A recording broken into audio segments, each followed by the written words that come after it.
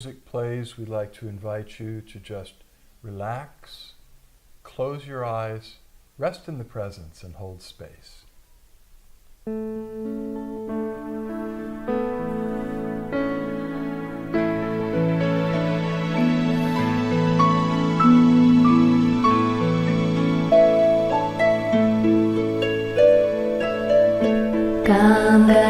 Ganapataye Namo Namaha.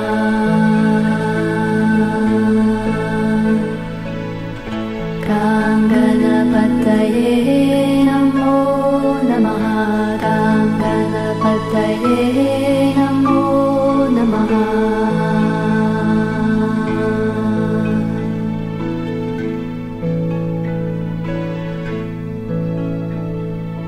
Jai Ganesha Gananatha Dayaniti Sakala Vignya Karadura Hamari.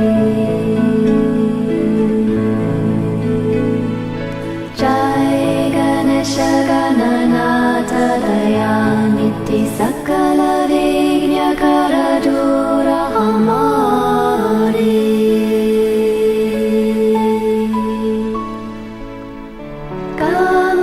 Ganapataye Namo Namaha. Ganapataye Namo Namaha. Ganapataye Namo Namaha. Ganapataye Namo Namaha. Ganapataye Ganapataye Namo Namaha. Ganapataye Namo Namaha. Omega Dantaya Vidmahi Vakrajundaya Dhimahi Tanno Danti Prachodayat. Ganapataye Namo Namaha. Ganapataye Namo Namaha. Ganapataye Namo Namaha. Ganapataye Namo Namaha. Ganapataye Namo Namaha. Ganapataye Namo Namaha.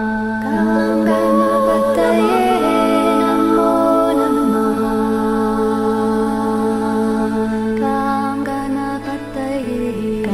Ganapataye Namo Namaha. Jai Ganesha Gananatha Dayaniti Sakala Vignya Karadura Hamari. Jai Ganesha Gananatha Dayaniti Sakala Vignya Karadura Hamari.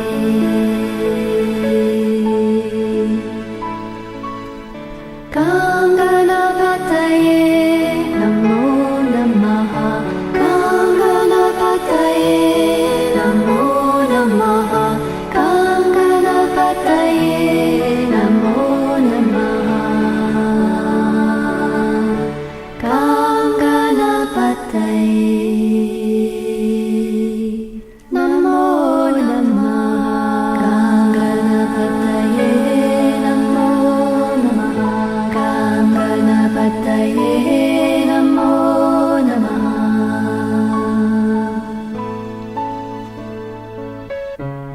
Om Vakratundaya Mahakaya Suryakoti Samaprabha Nirvigyam Kuru Me Deva Sarva Karyeshu Sarvada.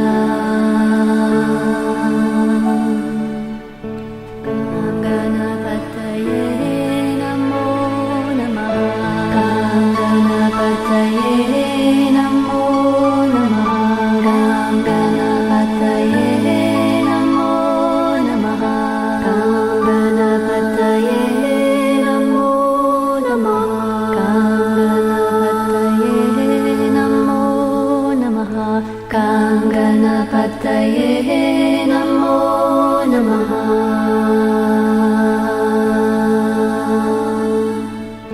Gam Ganapataye Namo Namaha. Gam Ganapataye Namo Namaha. Jai Ganesha Gananata Dayaniti Sakala Vignya Karadura Hamari. Jai Ganesha Gananata Dayaniti Sakala Vignya Karadura Hamari.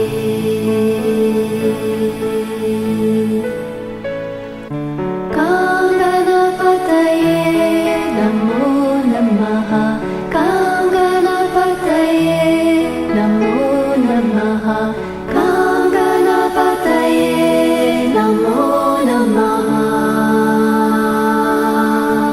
Gam Ganapataye Namo Namaha.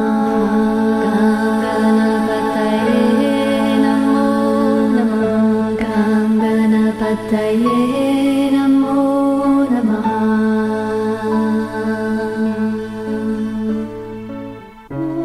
Suklam Bharadram Vishnu Sasivarnam Chaturbhujam Prasannavadaram Dhyaye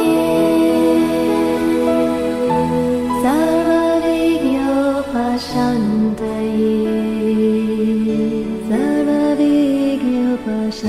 Gam Ganapataye Namo Namaha. Gam Ganapataye Namo Namaha. Gam Ganapataye Namo Namaha. Gam Ganapataye Namo Namaha. Gam Ganapataye Namo Namaha. Gam Ganapataye Namo Namaha. Namo Namaha.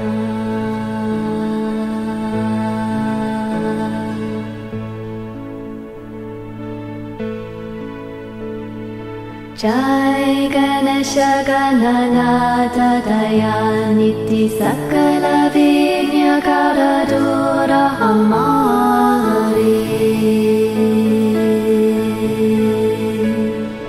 Jai Ganesha Gananata Dayaniti Sakala Vignya Karadura Hamari.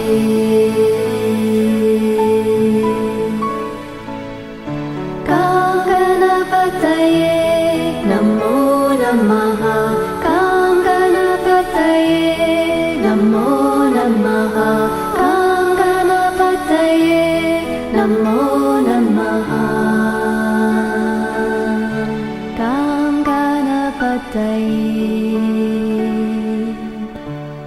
Namo Namaha. Gam Ganapataye Namo Namaha. Gam Ganapataye Namo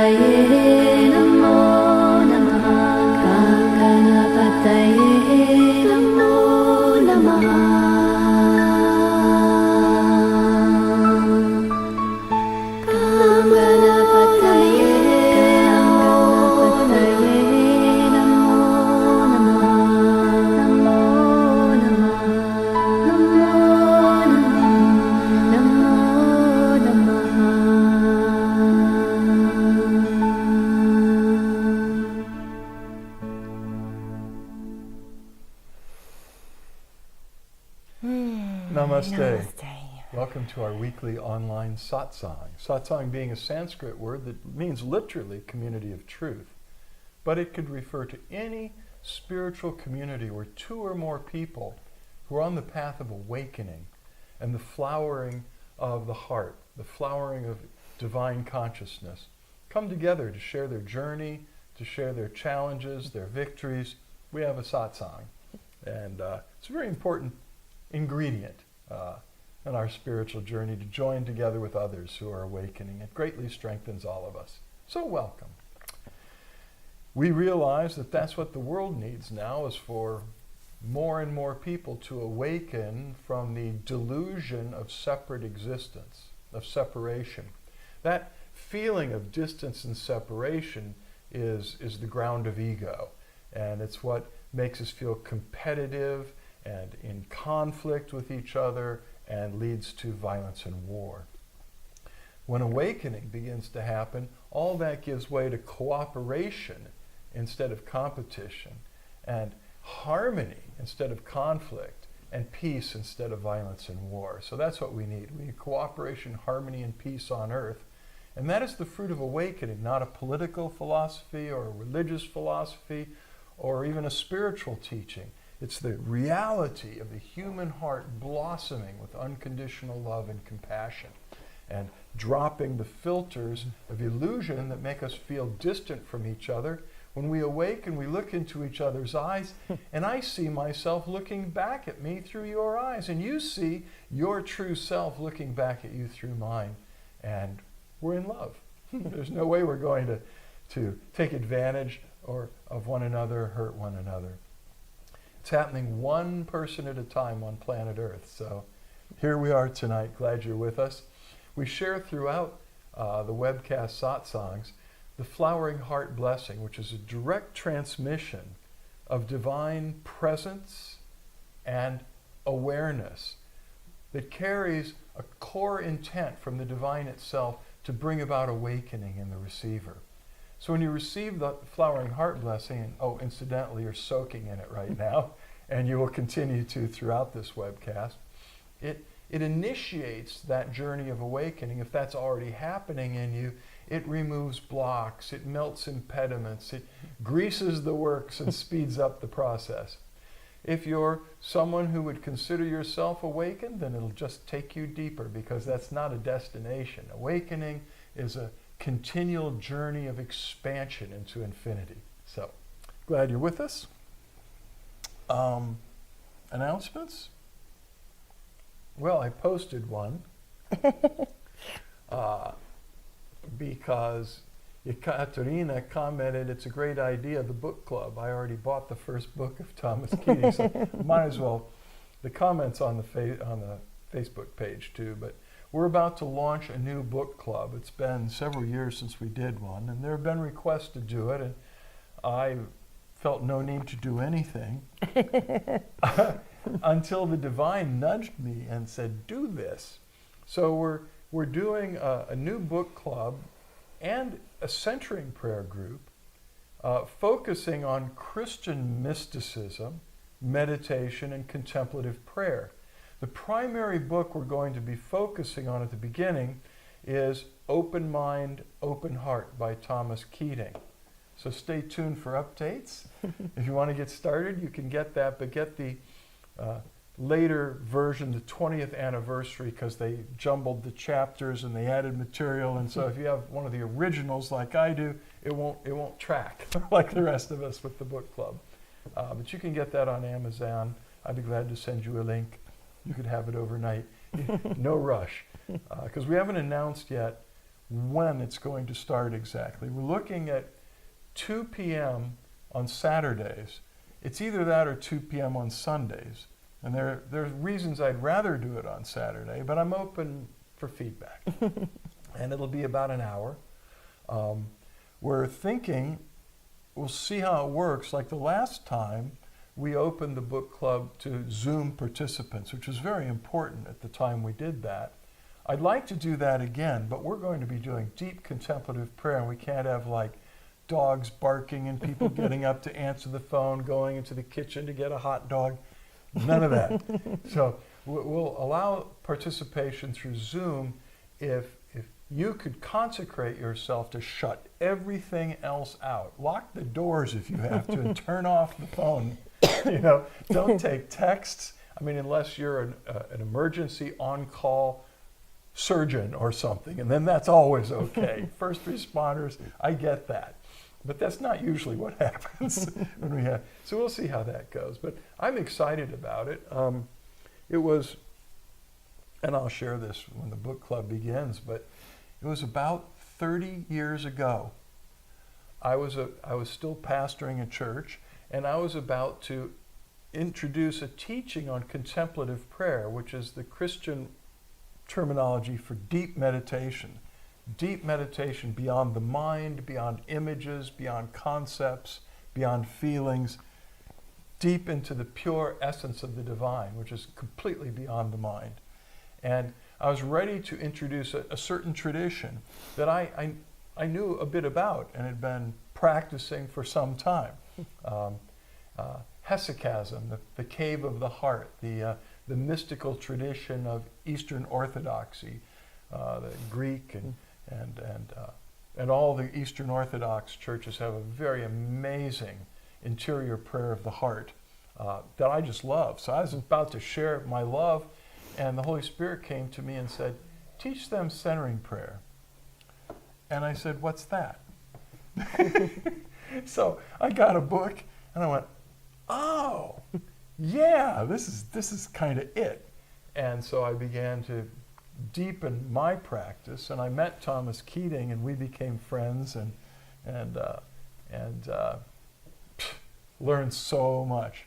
But I'm really looking forward to passing this on and for us to share as a group, because we're going to be doing it together with people that are interested in Christian mysticism, contemplative prayer, and that meditation that's beyond feelings, beyond body sensations and buzzes and pictures and all of that goes beyond all phenomena into dissolving in the essence of the divine. And I think you'll love it. Just hyping it up right now because I'm excited, okay? Nice. And Yogi, Bhadrapala says, Namaste, the book club idea sounds amazing. Where can I buy it? Also, I'm recovering from cataract surgery. Right eye was last week, left eye next week. Well, congratulations. I did that about 18 years ago. What a difference.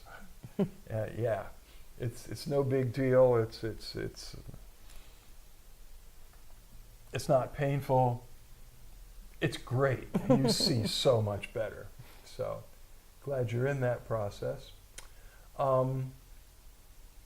Alonso writes, some years ago, I participated in a meditation about the divine.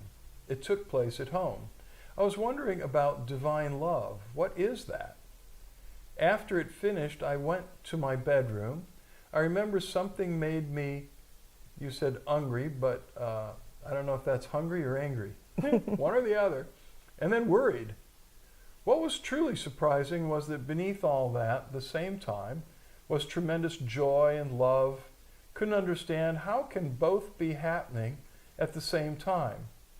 Maybe that's how the divine experience my feelings, I thought, and she shared it with me on that date. Okay, I think I know what you're saying. What is divine love? Divine love is the divine essence itself. The nature of the divine presence is pure love. So what is love? Well, because it is the essence of the divine, any attempt to define it, to conceptualize it, to put it into words, falls short and sort of seems unfair to the divine. But it says in Scripture that love is the bond of connection, the force of attraction that holds the entire universe together in oneness. What is attracting us like gravity in the solar system?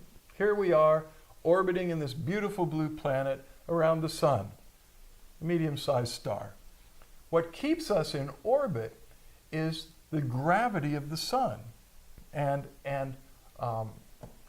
it's an amazing thing. In sort of the divine inner solar system, it is the attraction of the celestial sun, the divine itself, that is drawing us all back into oneness, into unity with itself. And so that attraction that we feel drawing us toward the light, and the attraction that the light has to reach out to us and embrace us and love us and transform us and draw us into oneness, that force is love. And it is the greatest force in the universe. It's what makes the whole thing go round. It holds the entire creation together, and it's drawing us into the center, into oneness. We project a lot of human qualities on the divine in all kinds of ways. So we do that with love too, but it isn't the same as our love for our dog. It isn't the same as our romantic or friendly love for one another. It is a completely self-giving, without any restraint, giving of the essence of oneself to complete, to heal, to transform the other. And there we go off into words that are completely insufficient. You want to add anything?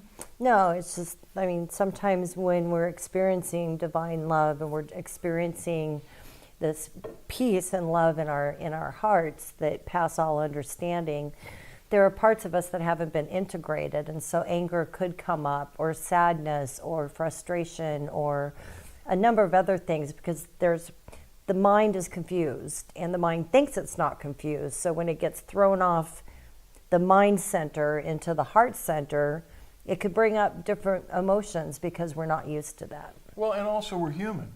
So we have all that at the same time. Yes, it is completely possible to be experiencing divine love, divine peace and transcendence, and also experience the whole panorama of human emotions and emotional charges.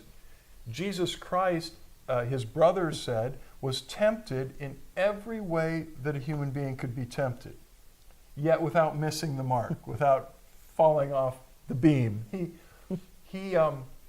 But what that says is that, and it says he experienced every temptation that any human being has ever experienced, but without sin. So the experience of temptation, to anger, to lust, to selfishness, to all the things we humans are prone to, can be and is experienced by an enlightened being, even a divine being like the Christ, because that's part of our human nature, which made me think, who sent us that thing about the wolves and the Cherokee teacher? That was really good. Who said it? I don't remember where it came, but I can paraphrase it. Yeah. So there's a Cherokee boy who's with his grandfather, and the grandfather is explaining to his grandson that within each of us human beings there are two wolves. One wolf is full of violence and anger and greed and selfishness and all of that. And the other wolf is full of patience, compassion, peace, love, tenderness, and on all those divine qualities. This disturbed the boy, hearing that there were these two wolves, and he said they're fighting it out inside of every one of us who's a human being. And the boy said, well, who wins?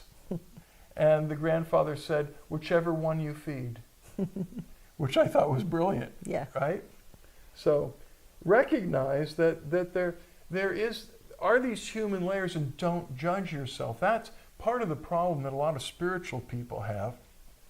I'm growing in divine love, and I'm growing in the feeling of unconditional love and compassion for all creatures, and then up comes an unworthy thought of selfishness or dominating someone or judging someone. And we oh no, I've fallen from the light. No, those two things go on simultaneously as long as you're dancing with the mind. It's the nature of the mind. The ancient mind has all of these problematic I'll just say, non-beneficial thoughts, programs, and feelings. And if we allow ourselves to be dominated by the ancient mind, it's constantly looping through our brains and we end up acting out a certain amount of that negativity. Hence, most of the spiritual paths teach ways of going beyond the mind. It's interesting, in the Christian tradition, Christ is quoted as saying, repent because the kingdom of God is at hand. What he actually said is, he used the word metanao, which is the verb form of metanoia. Noia means mind or thought, and meta means beyond. So what Christ said actually is, go beyond the mind and discover the reality that the kingdom of God is right here, right now. But we have to be awake and go beyond the mind. It doesn't mean that the mind ceases to exist or that we'll never experience fear or anger or some of these emotions again, but we're no longer controlled by them. So, good question. I know you asked it last week too, but it was too late to deal with it, so glad you brought it back up, Alonso. So what we like to do is open the satsangs to questions on the spiritual journey, as Alonso just opened the door, and it generates discussion and insight among us, and it moves the divine to give us inspiration and clarity on areas of the spiritual journey that we may need insight, whether it's meditation, enlightenment, God realization, past lives, future lives, whatever is on your mind. Just look inside and ask if there's something inside you'd like more light and clarity on. It will enrich all of us being together tonight. And you're soaking in that flowering heart blessing I was talking about. It's an amazing thing, and once you've received one flowering heart blessing, you can invite the divine to use you as a channel. So please join us in flowing out the flowering heart blessing to everyone that's here tonight with us, and everyone that will ever view this video in the future, because this is spiritual presence, and in spirit there is no time, and there is no distance. So anyone that tunes into this 10 years from now will feel exactly the same thing that we do tonight. Again, glad you're here. So while I'm waiting for you to consider what question you might contribute to kind of inspire our conversation, I want to read to you 12 quotes for when you're feeling overstimulated. Again, it was a hard choice, and I'll save some of the others for another week. Paula Bennett is the author of this particular article. I draw these articles and quotes from a website called inspiringquotes.com, where a group of authors writes little articles about very pertinent things and then shares quotes of inspired people from throughout history that bear on those ideas. So tonight, on the subject of what you do when you feel overstimulated, this was written by Paula Bennett, a writer based in Brooklyn, New York. She writes a fortnightly newsletter that treasures the mundane, called Small Histories. I love it. Find her on Instagram at Paula Bennett. And her name is spelled P-A-O-L-A, P-A-O-L-A, and Bennett is B-E-N-N-E-T. Thanks, Paula. Appreciate it. And here's what she says. Bright lights, strong perfumes, intense music, or loud conversations. Any of these or any combination of them can make us feel overstimulated. But what does overstimulation look like? We might become irritable or restless, lose our focus, or sleep less. Though overstimulation is a symptom of several different conditions, any of us can experience it in passing in everyday life. In fact, one 2022 study of Americans showed a stunning 82% of respondents had experienced at least one kind of sensory overload in their lives. I'll bet a lot more than one. As William Wordsworth wrote in an 1807 poem, sometimes it just feels as though the world is too much with us. And when we find ourselves overloaded, we might feel lost or ready to lash out, but there are ways to counter the excessive stimulation. For someone sensitive to sounds, for example, using noise-canceling headphones or finding a quieter space may help. If texture's a problem, trying clothes in a different fabric could do the trick. Getting proper rest and hydration and making ourselves comfortable with asking for adjustments when we can are also crucial to avoid that point of overflow. But most of all, it's important to remember that feeling overstimulated isn't a shortcoming or a weakness. Feeling a lot is a very normal reaction to our loud, bright, intense world. So if you're feeling overstimulated, or if you've ever experienced that overwhelming sensation, we hope these quotes will help you feel less alone. So let's dive in. Here's our first quote. Life is messy and complicated when you're in the middle of it, while it's rushing toward you from all angles, close up and in full color. Terry Miles. If I'm overwhelmed, I slow down. It's more effective. Kristen Gillibrand. Life can be overwhelming and magnificent. Therein is all its tragedy. Without beauty, love, and danger, it would be almost easy to live. Albert Camus. Almost everything will work again if you unplug it for a few minutes, including you. Anne Lamott. And now, have I not told you that what you mistake for madness is but overacuteness of the senses? Edgar Allan Poe. Find your balance between the world's noise and your voice, between the clatter and clamor of everyday life and the peace and quiet of your own place, wherever that may be. Emily Graybill. The world is a loud talker, but a very poor thinker. It does not understand that solitude is the home of great thoughts and aspirations. Abram Joseph Ryan. When feelings go on overload, I pause and breathe, and all is slowed.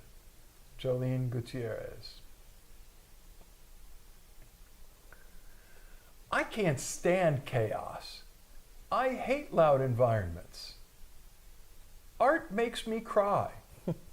Bright lights hurt my eyes. No, I am not a frigid, unsociable, boring buzzkill. I'm a textbook example of a highly sensitive person. Anne Marie Crostwaite. I do not understand people who like to make noise. Consequently, I fear them. It is a vicious emotional cycle.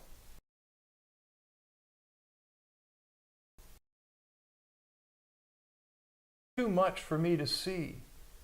The more I learn, the less I know. But what I do is all too much. George Harrison. That one you have to roll over a few times. If you feel too much, there's still a place for you here. If you feel too much, don't go. If this world is too painful, stop and rest. It's okay to stop and rest. If you need a break, it's okay to say you need a break. Jamie Twarkowski. Yeah. When I first started reading these, I thought, this reminds me of some of my friends that are on the autistic scale, that are so sensitive that, light and sound can be like intense, even painful. And then I was going, we're all a bit like that.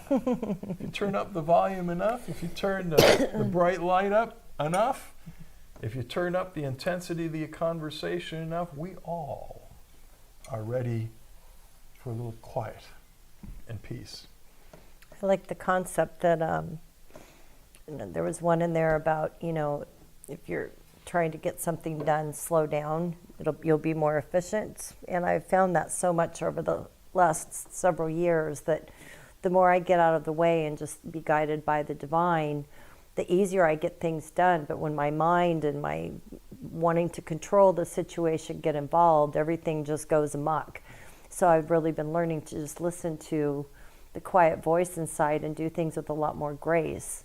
And the slower I go, it seems like the more quickly I get done, because I'm not dropping stuff or spilling stuff or locking my keys in the car. Or it's like the more that I can just be present in the moment, the easier things get. And I like the one too about it's okay to take a break. Yeah. Because I used to just be go, go, go, go, go. And Michael's like, you don't need to get all of this done today.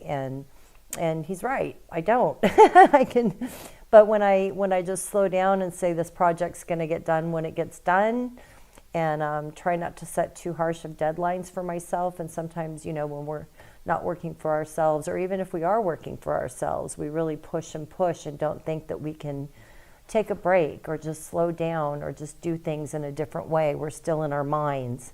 And so it's a different way of approaching life and approaching work for me. And what you said about the way it appears when we're really pushing to move forward, it's like spinning. You've seen spinning wheels, right? The vehicle's not moving, but the tires are spinning. And inside the engine, it feels like, we're really pushing, but that's it. You're pushing, but you're not making it worse. Yes, and if you just back off, slow down and get traction, you're actually moving faster, though you're going slower inside. Right, yeah. Yeah, I love that. I love that too. But that's how we've been programmed, society and different structures in our world tell us that we've got to be productive and we've got to go, go, go, go, go and get things done. And it's really important to just take some time out and slow down and get some rest. And I woke up this morning fully rested, and I thought, I think I want to just lay here another hour. And I just gave myself that break, and I felt super refreshed and rejuvenated, because I usually hit the ground running. So it was a nice reminder. I didn't know what Michael was going to read tonight for this. He had a bunch to pick from. Mm-hmm. But it's funny too, because we went to the beach tonight, and we were sitting with a friend after our walks, and the wind was coming from the east, which made the water just so calm and so peaceful. The waves were just gently lapping, and we saw dolphins go by, and it was pretty cloudy in the sky, but there were still colors coming through. And it's just taking that time to be out in nature and to, just exist without having to have a lot of mind chatter or talk, or even though we do, but it's just beautiful environment. I highly recommend it. The more stressed out you feel, the more you should make some time to be out in nature and to just appreciate what's going on all around you. Yeah. Yeah. Indeed. So are there any other questions? I mean, we can wait another minute or so. Looks like Alonso's question might be the only one, and honestly, he asked this last week. Right. So come on, you guys. It's about time to dive in anyway. Okay. Deeper. So that's what we'll do then. Mm-hmm. What's that song? Slow down, you're moving too fast.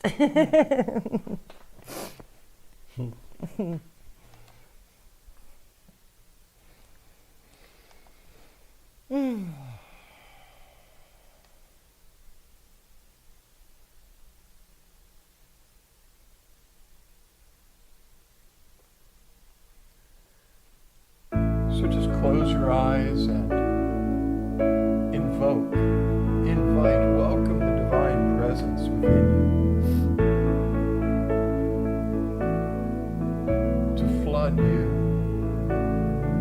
flowering heart blessing,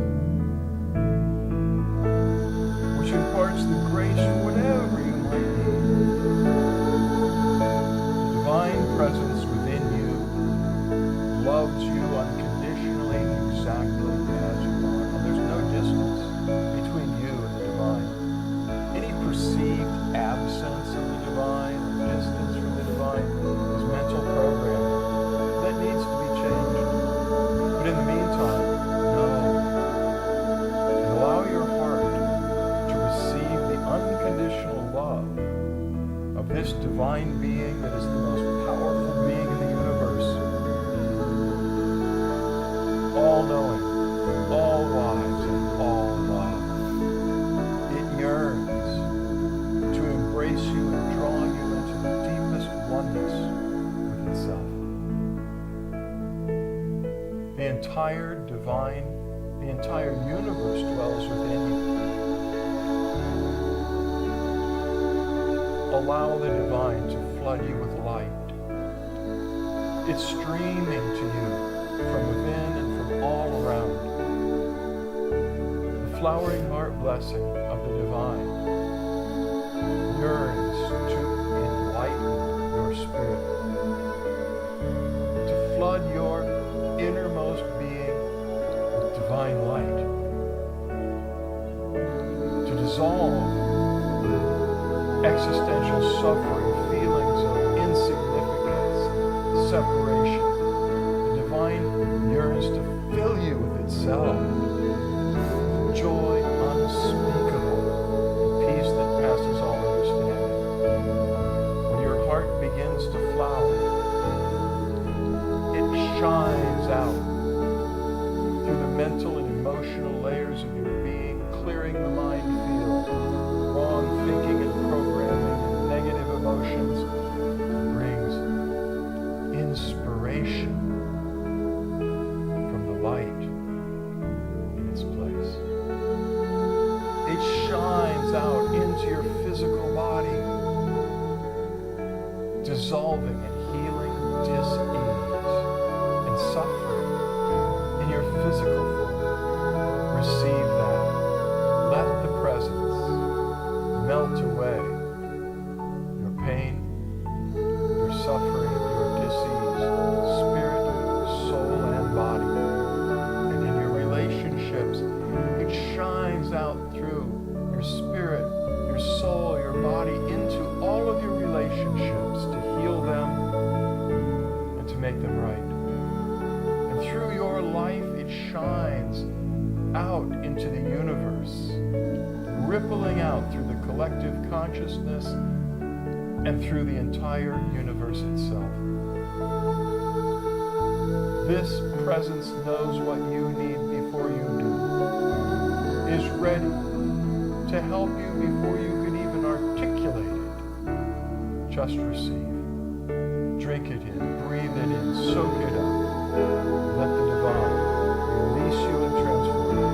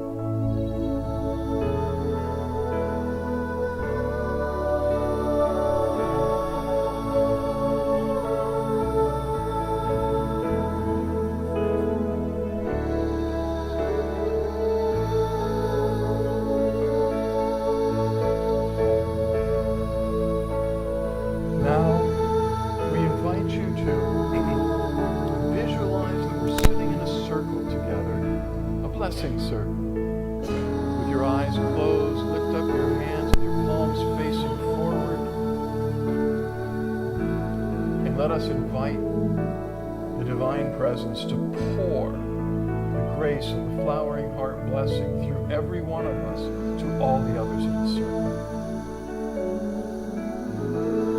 Knowing that it's flowing back to you through all of them.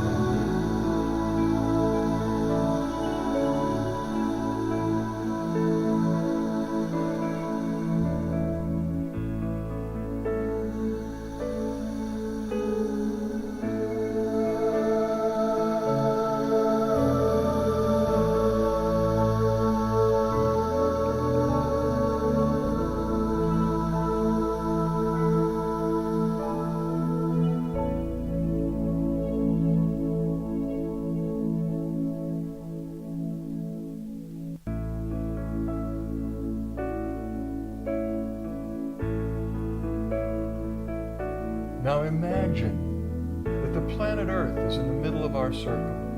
The beautiful blue, translucent pearl in space. The planet that is itself alive and conscious. Filled with living beings, sentient beings, all shapes and sizes and forms. Let us take an intent together for the divine to pour grace out to planet Earth to heal the climate, to heal the oceans, to heal the skies, to heal all the living creatures and sentient beings inhabiting this planet.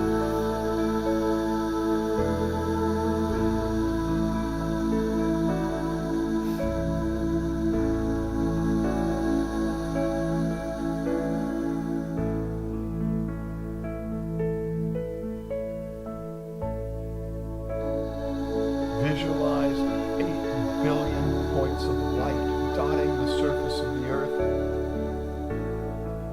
The spirits, the beings of over 8 billion human beings, every one a bright light. Let us take a strong intention that the divine would flood the hearts of all human beings with awakening grace to dissolve separation, division, self-centeredness, anger, and violence. May it be melted away. May the hearts of all human beings on planet Earth be flooded with the light of divine love flowering from the center of their being. Bring about an end to conflict and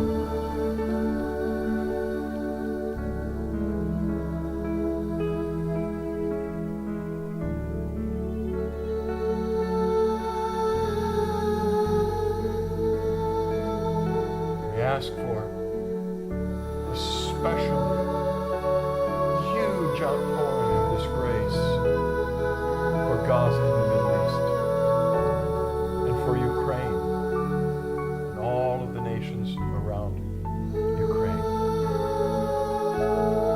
to melt away the pain, the hurt, the anger, to bring healing.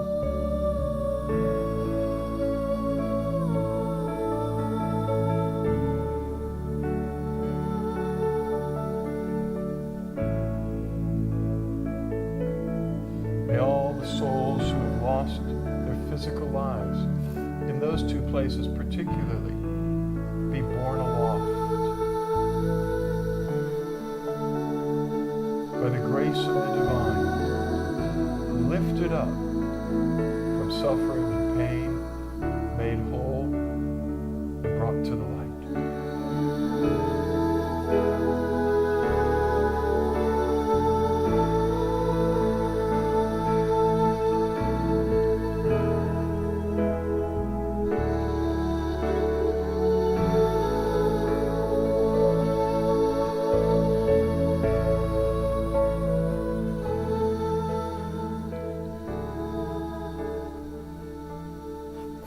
Om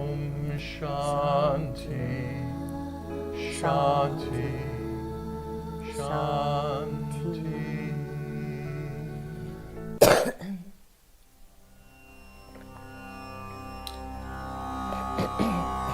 Now you can relax your hands in your laps. And when you're ready, open your eyes. And begin to make direct eye contact with Suzanne and or me. Just keep gazing continuously at least one of our eyes. And begin the light meditation. In this meditation, Suzanne and I are flooded with oceans of grace and love and light. It pours our being to you, especially through our eyes. The mystics have called eyes the doorways of the soul. The light shines out through our eyes, into your eyes, into your spiritual heart, causing the light of awakening and the fire of divine love to shine brighter and brighter and brighter within you. There's nothing you can do. Keep making eye contact.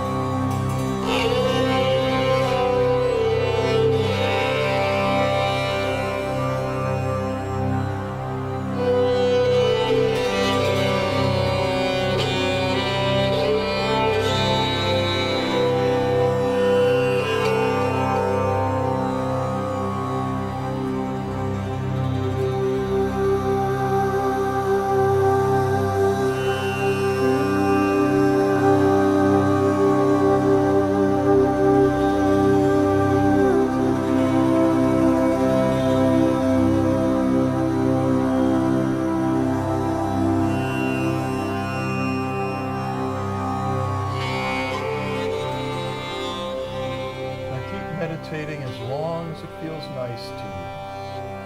And, or, lie down in Shavasana, which is a yoga pose where you find a comfortable place to lie down on your back with your eyes closed, your arms loosely at your sides and your palms open, turned upward, and just let yourself dissolve with gratitude in the divine presence. It's a wonderful thing, Shavasana. Wonderful way to end any spiritual practice. We love you guys very much. Much love, light, and blessings. Please leave us a love or a like if you're on Facebook or whatever platform you're watching. If you can let us know who you are and that you passed through. We'd love to know and send you extra hugs and blessings. We love you so much.